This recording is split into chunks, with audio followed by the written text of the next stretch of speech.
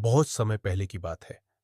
एक शांत, हरियाली से भरे छोटे से गांव में ध्रुव नाम का एक सच्चा, मेहनती और धर्मप्रिय लड़का रहता था। उसका मन हमेशा भगवान विष्णु और माता लक्ष्मी की भक्ति में लगा रहता था। ध्रुव गरीब था, लेकिन उसका हृदय बहुत उदार था। वह रोज सुबह उठकर छोटा सा दीपक जलाकर भगवान विष्णु का ध्यान करता और माता लक्ष्मी को एक ताजा फूल चढ़ाता। एक दिन गांव में भयंकर सूखा पड़ गया। खेत सूख गए, काम बंद हो गया और लोग परेशान होने लगे।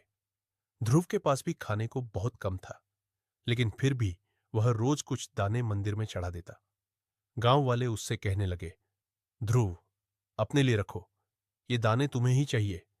लेकिन ध्रुव मुस्कुराकर कहता, जहां विश्वास हो वहां कमी नहीं होती। रात को ध्रुव पूजा करके सो रहा था कि अचानक घर में दिव्य प्रकाश फैल गया। उसने देखा कि भगवान विष्णु शंख, चक्र, गदा और पद्म के साथ उसके सामने खड़े हैं और उनके बगल में माता लक्ष्मी मुस्कान लिए कमल पर विराजमान है। ध्रुव उनके चरणों में गिर पड़ा। माता लक्ष्मी ने कहा, बेटा, तुम्हारी सच्ची भक्ति और निस्वार्थ मन ने हमें प्रसन्न किया है।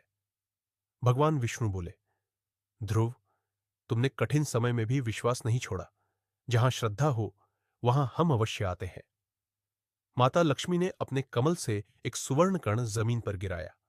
वह कण फैलकर अन्न और धन से भरी एक टोकरी में बदल गया। भगवान विष्णु ने आशीर्वाद देते हुए कहा, अब यहां कभी कमी नहीं रहेगी और तुम अपने गांव की भी सेवा करोगे। अगली सुबह जब गांव वाले जागे तो देखा कि ध्रुव के घर के आंगन में अन्न के ढेर, पानी के घड़े और अनाज की बोरियां भरी पड़ी हैं। ध्रुव ने सब कुछ स्वयं न रखते हुए पूरे गांव में बांट दिया। देखते ही देखते गांव का कष्ट दूर हो गया और वहां फिर से हरियाली और समृद्धि लौट आई। गांव वाले बोले, ये सब भगवान विष्णु और माता लक्ष्मी की ही कृपा है और ध्रुव की भक्ति का फल।